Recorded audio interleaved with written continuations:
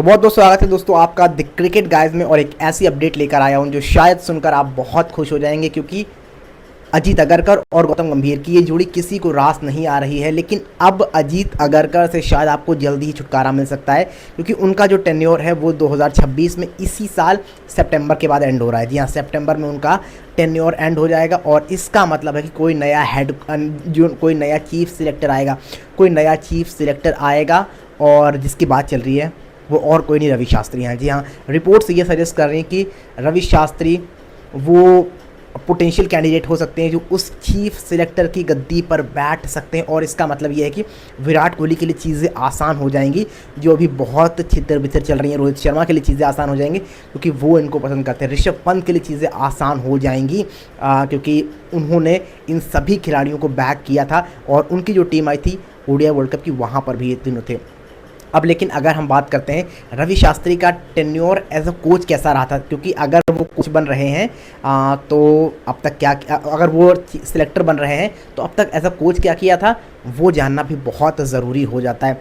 तो देखिए, सबसे पहले तो आप ये सोच रहे होंगे कि मैंने गौतम गंभीर को थंबनेल में क्यों लगाया, गौतम गंभीर किस वजह से बाहर होंगे। देखिए, अगर कोई चीफ सिलेक्टर बन रहा है और अगर वो रवि शास्त्री जैसा बंदा है और फिर अगर कोच और सिलेक्टर में खटर पटर होती है तो चीज़ें सही नहीं रहेंगी।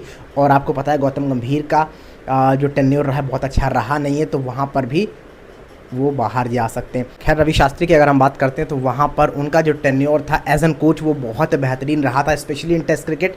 अगर हम बात करते हैं ऑस्ट्रेलिया की, जहाँ पर टीम इंडिया आज तक जीते नहीं थी सीरीज़, वहाँ पे वो 2 बैक टू बैक सीरीज़ जीते हैं, एक 2018-19 में और एक 2020-21 में। वो दोनों सीरीज़ हरा कर आते हैं ऑस्ट्रेलिया को, ऑस्ट्रेलिया में जाकर, जहाँ आज तक हमने जीते थे।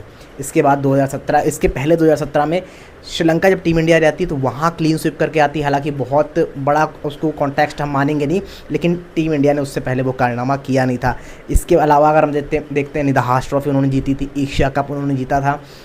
टीम इंडिया उनकी कोचिंग में वर्ल्ड कप सेमीफाइनल गई थी। बस उनके साथ दिक्कत ये हो रही थी कि वो आईसीसी ट्रॉफी नहीं जीत पा रहे थे। हालांकि उनकी ही कोचिंग में टीम इंडिया ने WTC फाइनल पहली बार खेला था टेस्ट क्रिकेट में, जब पहली बार आया था। लेकिन गंभीर की कोचिंग में हम 2 बार, एक बार तो बाहर हो चुके हैं और दूसरी बार बाहर होने की कगार पर खड़े हैं। तो वो भी उपलब्धि उनकी वहाँ पर जोड़ी जाएगी अगर आज के लिहाज से आप देखते हैं। और इसके अलावा हम बात करते हैं अगर साउथ अफ्रीका, न्यूजीलैंड, तो यहाँ पर एटलीस्ट मैचेस जाके जीते थे, सीरीज़ नहीं जीत पाए थे। इंग्लैंड में भी जाकर मैचेस जीते थे और इंग्लैंड में तो एक समय पर जब वो कोच थे 2-1 से टीम इंडिया आगे थी। लेकिन इसके बाद आपको याद होगा कि कोरोना की वजह से वो टेस्ट रद्द कर दिया जाता है, बहुत देर में होता है। तब वहाँ पे रवि शास्त्री कोच पद से हट चुके थे और फिर वो इंग्लैंड ने आखिरी टेस्ट मैच जीता था और 2-2 से सीरीज़ बराबर हुई थी।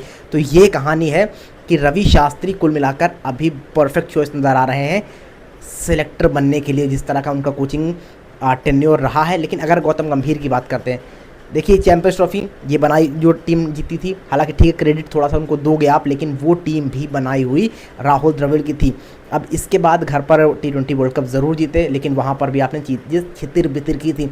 लेकिन अगर जहाँ पर आपने अपनी चलाई है वहाँ पर टीम हारी है, फिर चाहे आप बात कर लो साउथ अफ्रीका की, घर में आती है हमको टेस्ट हरा कर जाती है। न्यूजीलैंड की टीम वो घर पर आती है हमको हरा कर जाती है 3-0 से, अफ्रीका 2-0 से। हम इंग्लैंड से 4-0 से जाके उनके वहाँ T20 सीरीज़ हाल में ही हारते हैं। आयरलैंड से हम 2-0 से हारते हैं, जो आज तक हम हारे नहीं थे, मैच ही नहीं हारे थे, हम सीरीज़ हार जाते हैं।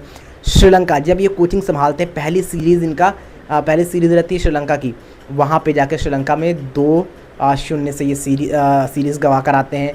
तो मतलब कुल मिलाकर जहाँ जहाँ टीम इंडिया आज तक नहीं हारी थी वहाँ पर गौतम गंभीर ने हराया है। तो ये बात इनके अगेंस्ट जाएगी और मुझे ऐसा लगता है कि अगर रवि शास्त्री बनते हैं चीफ सिलेक्टर तो गौतम गंभीर की कुर्सी थोड़ा सा डगमगाएगी। आप बताओ आपको क्या लगता है, ऐसा हो सकता है या फिर नहीं?